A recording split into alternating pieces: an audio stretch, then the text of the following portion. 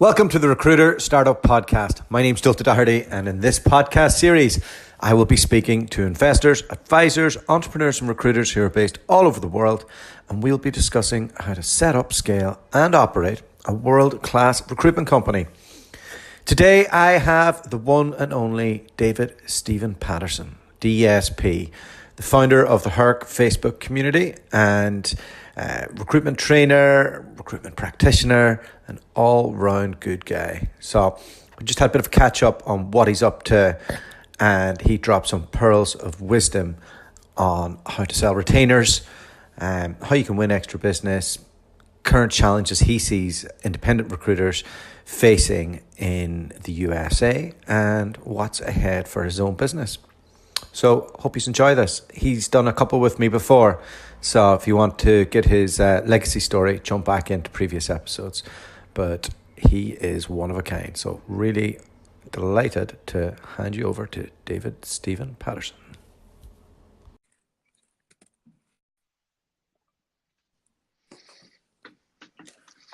Yo, the man, up? The myth, the legend. I am. Shit, first I heard about that. Are you the Gary V or the Grant Cardone of independent recruiters? Actually, I think Gary V is the DSP of digital marketing. That's what I say. I bet you could outlift him though with the DSP bod. Hey, I guess I can squat him for sure. So what's happening? What's the latest? What's the latest in your empire? Oh man, candidly, man, I've been out of the loop here the last week. I've been busy producing a lot of content for the Accelerator program, so I've been kind of heads down in that. I see people are tagging me into HERC all the time, and I'm not responding, so people think I'm probably missing an action or something. But no, I've just been working. You're just too big a deal for even your own group now. God, it's hard. I don't have time of the day.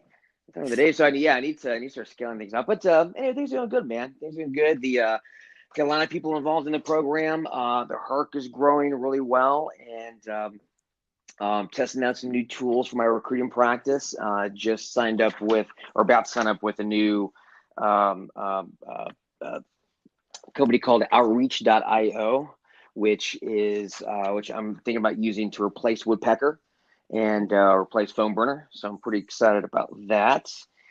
But yeah, everything's going good, man. Yeah. Very good. Well, I suppose just wanted to have a general chit chat today. What else? Now, the thing that's on my mind is firstly, how many people do you have in the Accelerator program right now? We have a good, I want to say exact number, but let's just say we have about 40 to 50-ish range, which I think is a pretty good number. Shit, man. That is a lot of questions to be answered. How are you managing to run your own practice? With a lot of difficulty. Like something's going to have to give. Right? They say if you chase two rabbits, you chase two rabbits, catch none. And so that's always in the back of my mind. So I do a lot of automation, which really, really helps. So as many of you folks know who have followed me, I'm a big fan of Woodpecker. That helps as far as the email automations, and I probably do 75% of my recruiting via that. But again, I'm setting up to Outreach.io, and I think that could potentially replace Woodpecker and incorporates phone calls, kind of like Phone Burner. But yeah, it's been difficult for sure. Automation's help. Yeah, it must be time to hire somebody and to pass some of that off. Like I don't even know how you manage to accomplish the amount that you do as it is. Like you're on a different stratosphere in terms of your energy. I think I would just break down and cry. Well, crack cocaine. That's the secret. Yeah. Crack cocaine. That'll get you through the day. When did you graduate to the crack? Just kidding. Oh man, I'm crackhead for years. All right. So anyway, don't quote me on that. Sorry, out of context. I'm kidding, everybody. But something that actually it is difficult. I'd say probably the thing that really helps me is cutting out alcohol during the week. A lot of folks they get off of work, they go to happy hour, they have a few beers with their buddies, and then the next day they wake up later than they want and they're a little bit sluggish. So for me, it's going to bed really early, waking up super early, cutting out alcohol, making sure I work out, keeps the head clear, keeps you healthy.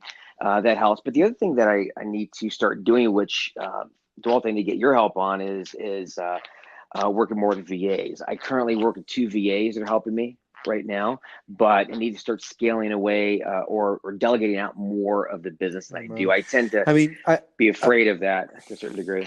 Yeah, and that we will tee you up with Charlotte to discuss that in return for some of your pearls of wisdom, so we can get a bit better at because I'll tell you, I've done the Gary V content distribution model recently, and that's basically finding a pillar piece of content. So you go and you film something with a client, say, like we did when we went to New York, or we did when we did roundtable discussions and that. And what we hope to do with you when we get over to Florida, and we must book that in.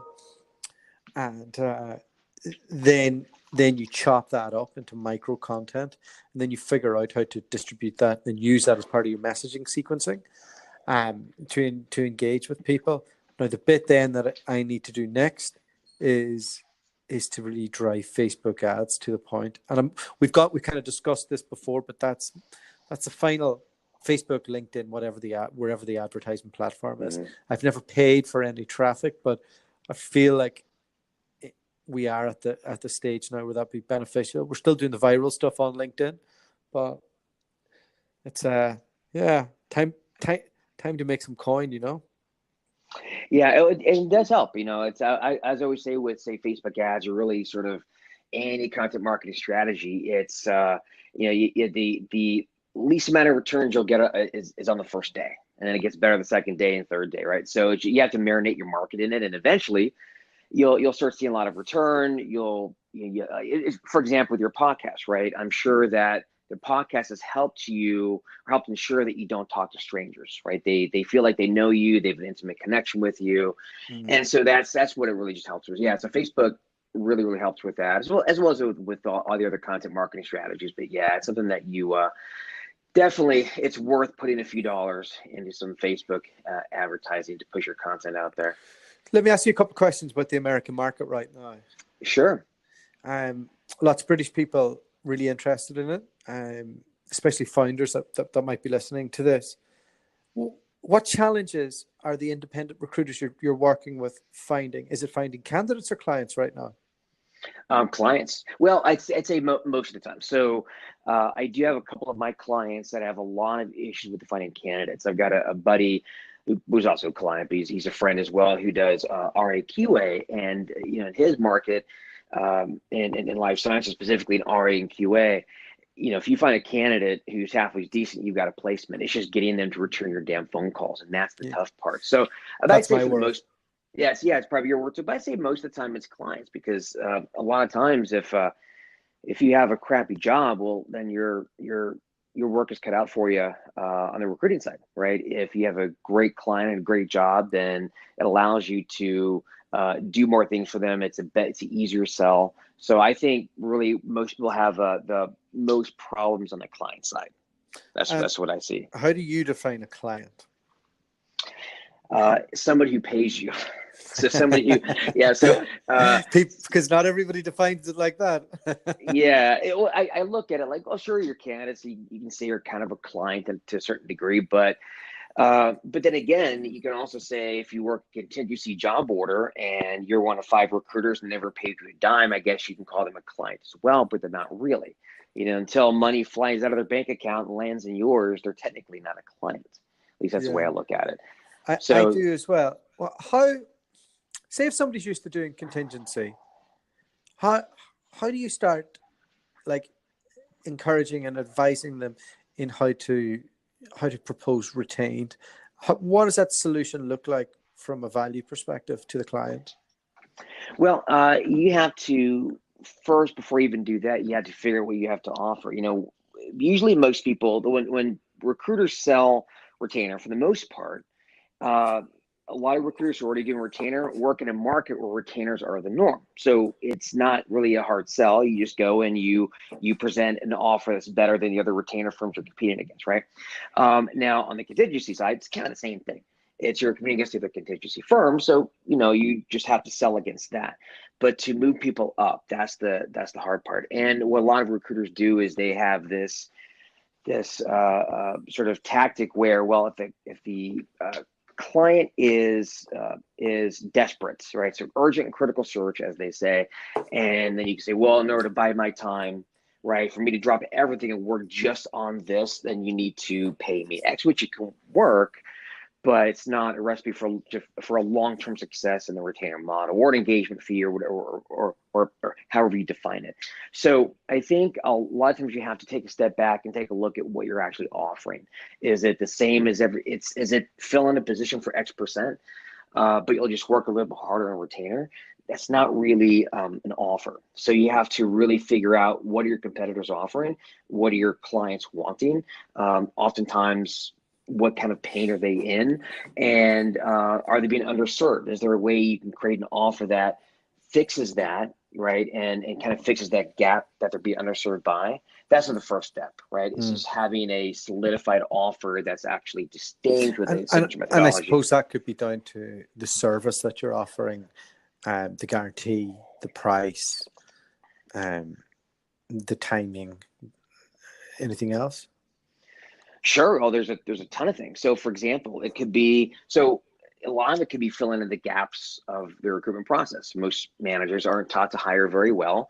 Their hiring records reflect that, right? Mishires are rampant in most industries. So, think about what can you do as a recruiter to help fill that gap. So for example, could you help them develop a scorecarding system? Because can that be a service that is a higher level service to provide for engagements or retains? You work with them to develop a scorecarding system, or maybe working interviews so they can better assess candidates, video interviewing. You could do that, or it could be more client involvement in, okay, we're going to develop a pitch. Let's work on this together. And I want to tell you exactly what we're pitching, what we're saying. We're going to interview your top 2 or 3 performers and get them involved in the actual selling of your opportunity. Videos. And so all those little things you can add in there is if it solves a pain. If there's a large mishire rate in your industry, well, then what can you do to solve that? And if you can find a way to solve that, then you can roll that into part of your service offering. We've gone through some of this recently, not in rec to rec, but my wife's recently come back into the business, and we were asked to come out and just do a bit of consulting on process. And then they said, "Oh, will you wrap these hires into a deal for us and make that happen?" And we left the meeting with an RPO business. That's awesome. Yeah, I know, right? And Charlotte just pitched for 32 roles yesterday with a founder. So all of a sudden I'm like, oh God, we might need a separate brand. 32 roles, we could probably hire somebody. And to deal with the founder directly and have a seat at the table, it's a whole different feeling than the speculative approach of contingency recruitment. I have to admit, I got a real buzz from it and being involved in that side of it. And then I watched her value proposition and, working like in developing their company brand, to fixing their process, to interviewing with them, to closing, and then to offering some ongoing support and stuff. And I thought, that's a whole different ball game. It's just that you just feel that bit less dirty about what you do for a living. I don't mind feeling dirty, by the way. Well, no, you're right. Well, yeah, I've seen you get dirty. No worries. But there's that one night. But I will say there's that feeling though, if you're contingency all the time, and you can make good money, but you're kind of like a candidate broker, right? And there is, and one of the standard things I always hear, well, I'm a trusted advisor. Like, well, no one gives a shit about a trusted advisor, right? If I a financial investor or advisors might reach out to me and they say, hey, I could be your trusted advisor. I say, well, no, I'd rather just make money, how can you help me make money, right? Now, if you can help me make money, then yes, you can be a trusted advisor. And so I think for a lot of recruiters, they use that trusted advisor sort of phrase loosely, but really their clients don't care. But in your case, when you actually can provide a lot of that value and you can show them how you can provide that, you use your expertise, then you do really become a trusted advisor, and then it's a lot more fun, right? You get a lot, you feel a lot more valuable than kind of playing the rolling the dice game, which is basically, well, if I get 10 jobs, I'll fill 2. I don't care which 2 I fill, but I'll get 2 out of the 10. Right? What part do people struggle with when they're trying to make that jump from contingent to retained? Is it just believing in a different process? Is it how they're presenting it? What do you see? Because you must speak to these guys all the time. You're going, it's just not working. Yeah. Oh yeah. It's what I do. Yeah. So first off, it's the offer, right? They don't have anything solid to show. So why should we use you on a retainer? Well, because I'll drop my other clients and work harder for you. Well, that's not really an offer, right? So it's having an offer, because I think if you have the offer, one, it gives something solid for the buyer to buy, but it also helps with the belief, right? If you have more conviction, no, this is the better deal. Like I'm surprised that you wouldn't take this. This service is so far and above what you'll get on contingency. So for me, I like to offer a choice. You can get this or you can get this. And with this, you get, this and this and this and this and this and this and all the bells and whistles, all these things that solve all these pains, or you get contingency. Right? And it's not bad, but right, this is what you get. So I think it's for a lot of recruiters, they don't have an offer. And then secondly, they also need to know how to present it correctly, because you also figure out a way, okay, how do I take this offer that I have and how do I tie it to the pains that the prospect has? And a lot of recruiters, a lot of times aren't even aware of the pains their prospects are feeling, or some of the frustrations that they have. Right? And then asking the questions, yeah, right. So it's important to ask the questions. And in addition to that, another key component, and not just asking the pain-related questions, but also getting the client or the prospective client rather to, in a lot of ways, admit that what they're doing right now isn't working, right? So, for example, you can ask pain-related questions, but you also need to ask, okay, what are you doing right now to solve this problem, and is it working? Why haven't you hired somebody? Why haven't you done this, right? Are you experiencing this and this and this, and start tying those things to their current solution that isn't working. So that just takes a little bit of finesse and skill. It just takes practice. And the other thing, not to go on and on, but another thing that a lot of recruiters are lacking as well is just the practice, because they may pitch it once or twice, and if it doesn't work, they say, well, I guess it doesn't work. My market doesn't take or pay retainers. Well, no, you tried it once or twice and you weren't very good at it, right? Do it 10 times and 20 times and 30 times and continue pitching over and over and over again. Then you'll get a lot better at it. So it's the practice issue. People just don't do it enough as well. And are you seeing more and more people who have no industry experience wanting to set up their own recruitment businesses now? I'm seeing quite a few of that in different Facebook groups. Yeah, are we at the top of the market when everybody just thinks, oh, this is a gold rush, like anybody can do it? Yeah, and I do get that. I get people who approach me, want to be part of the program, and I don't accept those folks because I'm not in the business of teaching basic recruiting. For me, I want people who are experienced recruiters. Then now it could be a brand new firm, but I want them to at least know, okay, how to do a search intake, right? I'm not interested in teaching that kind of stuff. But I do get people who ask me, right, if I do train in that regard. So I do see it. But yeah, I do think it's a bit of a gold rush. I mean, you get even on contingency, you can make great money throwing candidates up in the air. And if you're good at talking to people and relatively good at matching people, and it might only take you a few months to learn the lingo of an industry, I think it can work quite well. But and if the market turns in a couple of years, then a lot of those folks will be flushed out of the market as well. Yeah, and the first time you came on this podcast, we discussed your own journey and how you had like an office full of recruiters working for you, and you decided not to go down that road again now that you're at a point where you've got so much on with your consulting side, are you kind of kicking yourself that you don't have that structure in place for your SAP side, so you can just go like have somebody to just drive that forward and make you money while you can just focus on world domination on the consulting side? Yeah, and I've thought about it. It's something I think I may reapproach now. I mean, I spent, it's been nice the last few years living a lifestyle business. And I know you're kind of hedging yeah. your bets. Which side's gonna really take up? But it's obvious one of them has gone insane, and that's why I asked the question.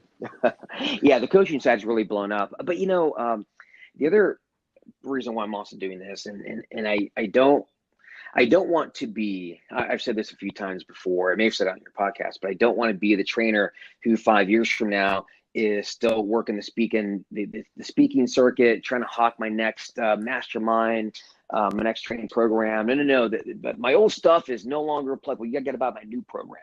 And I'm not interested in doing that. And I think it's there's going to be a low return on my investment of time and energy. But what I'm trying to do now is build my market in terms of I want to work with those companies or those independents, what have you, that I can help them scale. And then eventually in a couple of years, I can either be on a board, I can help them scale further with an equity investment, whatever it is, but I want to build my business that way. But I don't want to just do the training thing forever because that's low return in my opinion. Yeah, I think I may have pointed this out to you before, but there's an excellent organization in the UK that does that called the Recruitment Network.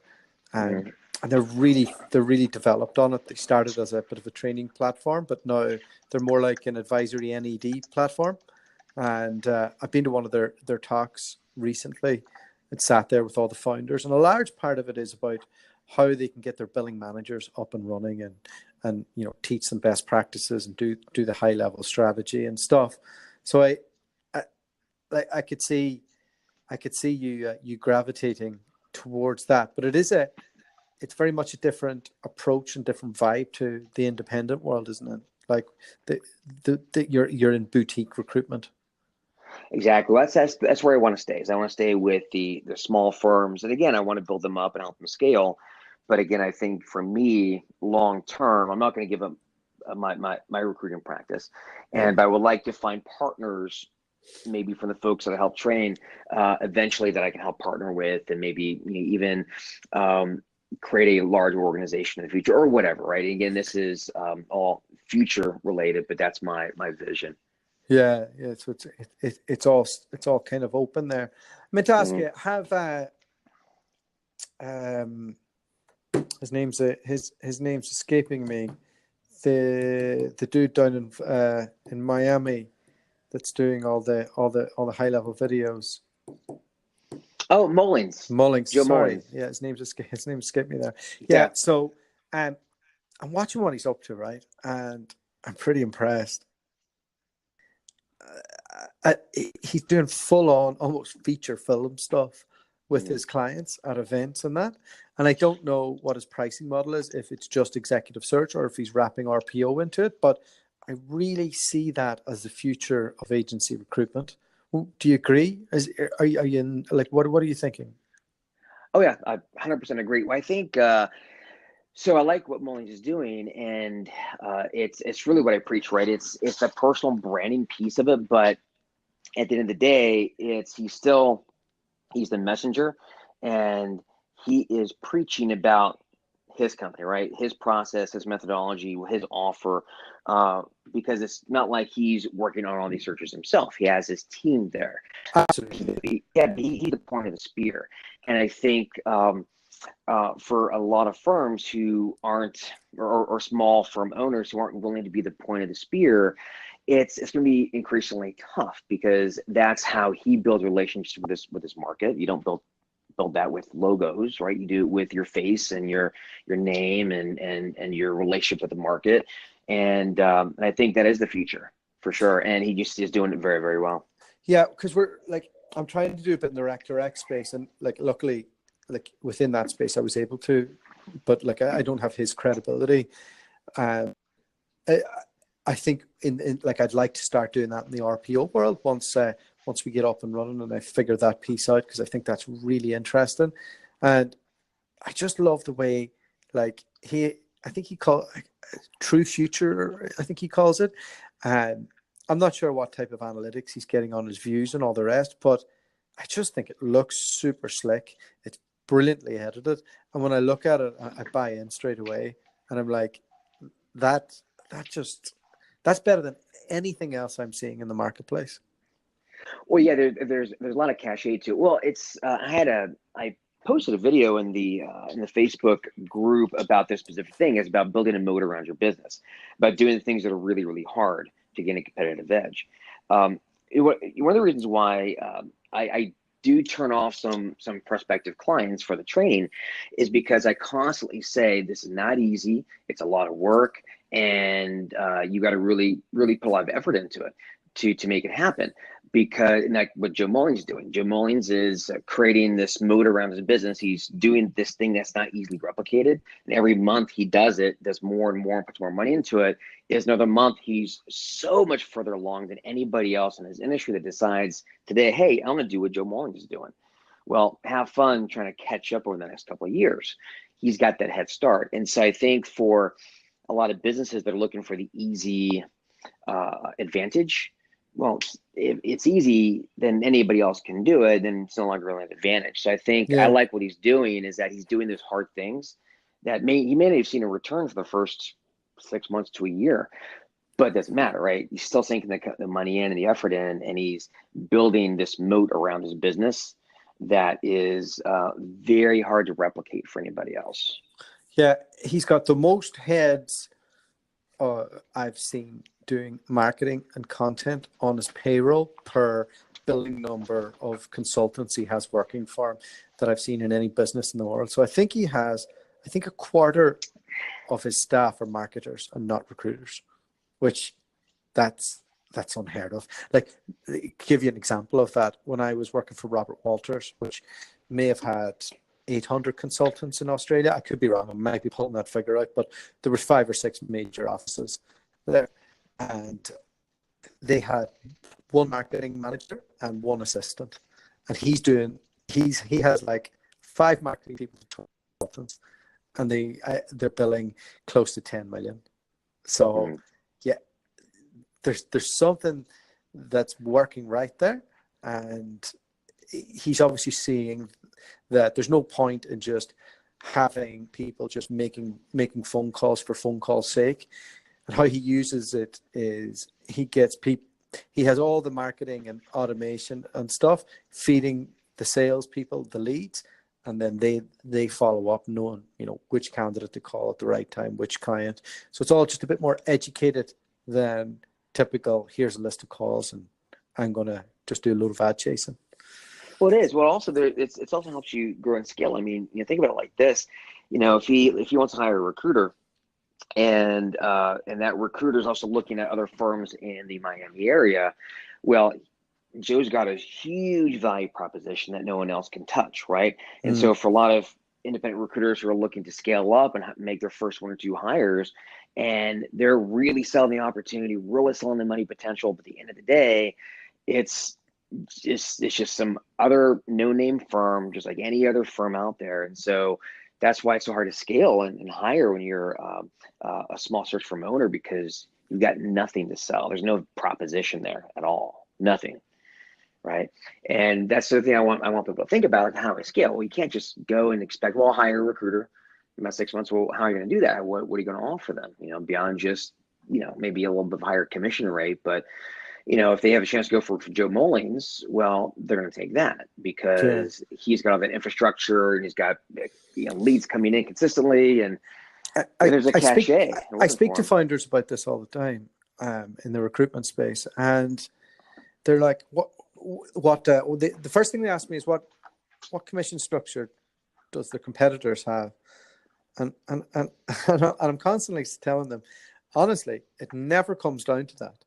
Like, it comes down to your vision and how you can articulate that journey and how you can make that person part of it, and then how you can remunerate them in the long term of that journey. So when you look at the structure of some of the businesses out there that have scaled, a lot of them will have for a better word, share schemes that are, well, they're pretty worthless, but to the person that they're selling them to, they think they're going to make $1 million. So the business owner might own 51%, and then the rest of those shares will be based on the never on the business selling. But recruiters buy into it because one day they believe that business will scale and sell, and sometimes it does, and sometimes they get rich. Most times they leave within 5 years and get nothing. But that value, that's usually the one that seems to work best with attracting the best talent. Mm-hmm. Yeah, no, I agree. And again, it's all about putting in that effort in for the first, 6 months to a year. You're not really seeing a lot of return. I mean, and if you do right, you will see return, definitely.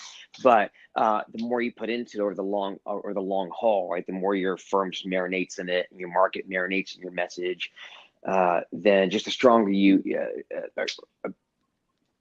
stronger position you have when it comes to recruiting and your marketing and your sales and everything, right? It all feeds on each other. So yeah, I don't like what he's doing. In fact, I think I was thinking about that myself. I need to hire a media person as well, because I do it all myself, and it's been great learning how to do it and how to shoot video and how to edit. Oh, but man, you don't need to be doing that stuff. Well, there's a reason why I haven't posted another YouTube video for the last 3 weeks, because I just don't have time. Yeah. So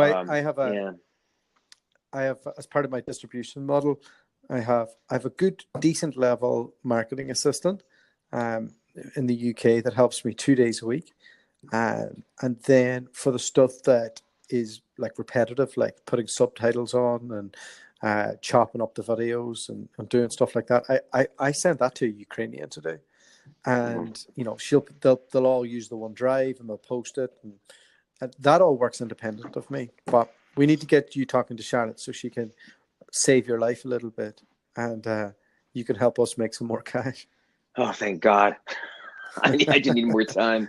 I know. Yeah. We were going to draw up a bit of a course on it, and then I was like, oh, I just couldn't be bothered. Like Charlotte, go set up an RPO business instead. So, but for you, my friend, I will get her on it, and we'll sit down and try and work it out. Before I let you go, tell me what's happening now. What's next? What have you got to shout about right now? Is there a latest course that you've just developed? I know you didn't want to talk about the latest course, but the latest course, yeah. So actually, it's Accelerator. So right now, I've got a training, like a free online training. I'm running people through, and then from there, we invite them to a call. And it's been really successful. We've had quite a few people sign up here recently, and it's been a great little group within the Accelerator. So if people are interested in that, feel free to reach out to me or go to actually you can go to sevenfigureheadhunter.com / the Lighthouse Masterclass, and it's the Lighthouse Masterclass, and then I'll take you right through the training. So if anybody's interested, or just join the HERC, or join the HERC. I love selling in there as well. That's a Facebook group. What's along, because HERC won't come up if they're searching Facebook group. No, they won't. It's the Headhunter and Executive Recruiter community. All right, cool. Yeah. And you can put questions in there, and people will come back and tell you what's working for them and stuff. So. Oh, it's a great group. Yeah, we've got about 5,000 members, super active. And we also have a LinkedIn engagement pod every Wednesday. So if you're trying to get your LinkedIn article to get more views or post get more views, it'll be valuable to join that Wednesday pod. All right, brother, I'm going to let you go. And thank you so much for coming on the podcast. I haven't been doing enough of these, so always good to get some insight from the master himself. And, hey, likewise, brother. And also, don't forget, we're going to do a video interview with you in hashtag the HERC sometime over the next week. So we'll get that set up as well. Cool, man. Yeah, we'll lock that in, and we can do that next week if you like. Awesome. All right, Paul. Take care. All right, man. Talk later. Bye. The podcast you just heard was made using Anchor. Ever thought about making your own podcast? Anchor makes it really easy for anyone to get started. It's a one-stop shop for recording, hosting, and distributing podcasts. Best of all, it's 100% free. Sign up now at anchor.fm/new. That's anchor.fm/new to get started.